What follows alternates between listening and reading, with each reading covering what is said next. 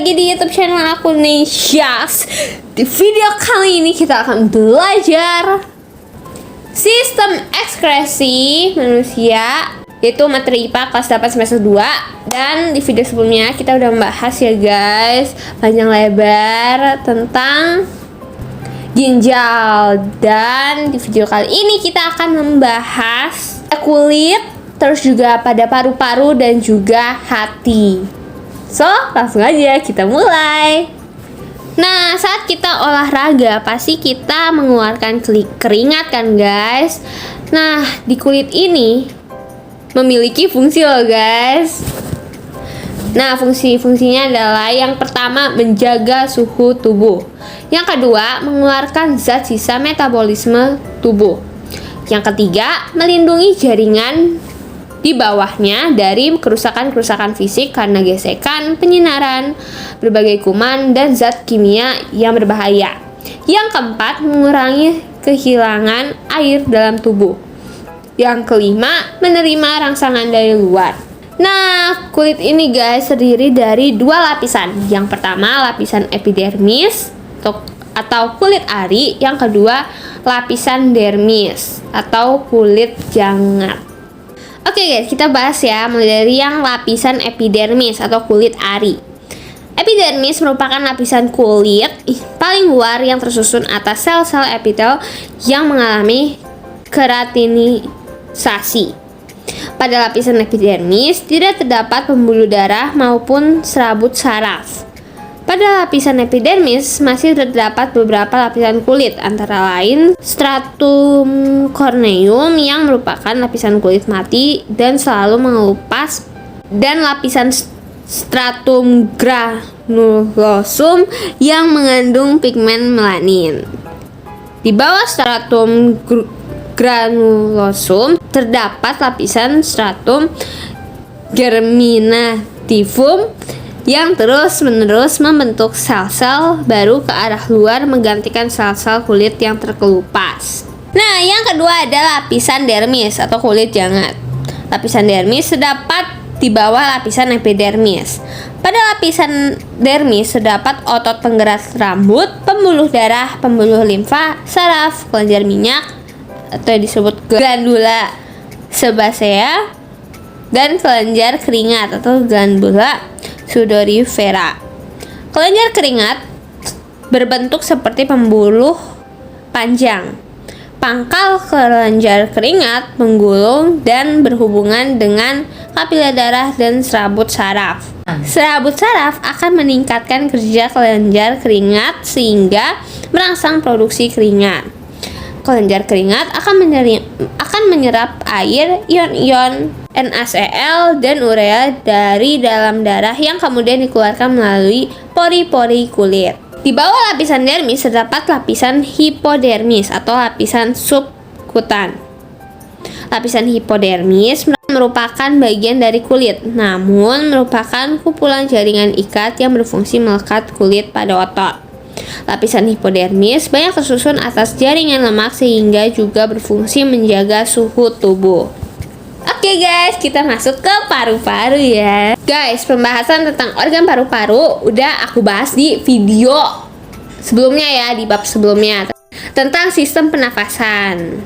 Selain berfungsi sebagai alat pernafasan, paru-paru juga berfungsi sebagai alat ekskresi. Hayo, masih ingat gak nih apa yang dikeluarkan paru-paru selama kita bernafas? Iya, betul sekali, CO2. Di mana pertukaran gas terjadi di dalam paru-paru? Iya, betul, di alveolus. Oksigen yang memasuki alveolus akan berdifusi dengan cepat memasuki kapiler darah yang mengelilingi alveolus. Sedangkan karbon dioksida akan berdifusi dengan arah yang sebaliknya. Darah pada alveolus akan mengikat oksigen dan mengangkutnya ke jaringan tubuh. Di dalam pembuluh kapiler jaringan tubuh, darah mengikat karbon dioksida atau CO2 untuk dikeluarkan bersama uap air. Reaksi kimia tersebut secara ringkas dapat kita tuliskan sebagai berikut. C6H12O6 ditambah O2 menghasilkan CO2 ditambah H2O. Bahasa lainnya, glukosa ditambah oksigen menghasilkan karbon dioksida ditambah uap air. Oke guys, organ ekskresi selanjutnya adalah hati. Selain berperan dalam sistem pencernaan, hati juga berperan dalam sistem ekskresi, yaitu mengekskresikan zat warna empedu yang disebut dengan bilirubin. Nah, masih ingatkah kalian dari mana bilirubin ini dihasilkan? Bilirubin dihasilkan dari pemecahan hemoglobin yang terdapat pada sel darah merah. Sel darah merah hanya memiliki rentang waktu hidup antara 100 sampai 120 hari karena sel darah merah dan membran selnya selalu bergesekan dengan pembuluh kapiler darah. Karena tidak memiliki inti sel darah merah tidak dapat membentuk komponen baru untuk menggantikan komponen yang rusak. Sel darah merah yang rusak akan dihancurkan melalui makrofag di dalam hati dan limpa. Hemoglobin yang terkandung dalam sel darah merah dipecah menjadi zat besi, globin, dan hemin. Zat besi selanjutnya dibawa menuju sumsum merah tulang untuk digunakan membentuk hemoglobin baru. Globin dipecah menjadi asam amino untuk digunakan dalam pembentukan protein lain. Sedangkan hemin diubah menjadi zat warna hijau yang disebut biliverdin. Biliverdin kemudian diubah menjadi bilirubin yang merupakan zat warna kuning oranye. Bilirubin selanjutnya dikeluarkan bersama getah empedu. Getah empedu dikeluarkan ke usus 12 jari kemudian menuju usus besar. Di dalam usus besar, bilirubin diubah menjadi urobilinogen. Urobilinogen diubah menjadi urobilin sebagai pewarna kuning pada urin dan sterkobilin sebagai pigmen coklat pada feses. Nah, ini dia guys bagian proses pemecah sel darah merah yang barusan aku jelasin. Oke guys, aku bakal jelasin pakai bahasa aku sendiri ya guys, bagian proses pemecahan sel darah merah. Jadi, sel darah merah ini mengandung hemoglobin. Nah, hemoglobin yang terkandung sel darah merah dipecah menjadi 3, yaitu zat besi, globin, dan hemin. Nah, kalau zat besi itu sebagai bahan pembentuk hemoglobin baru. Kalau globin dipecah menjadi asam amino untuk membentuk protein lain.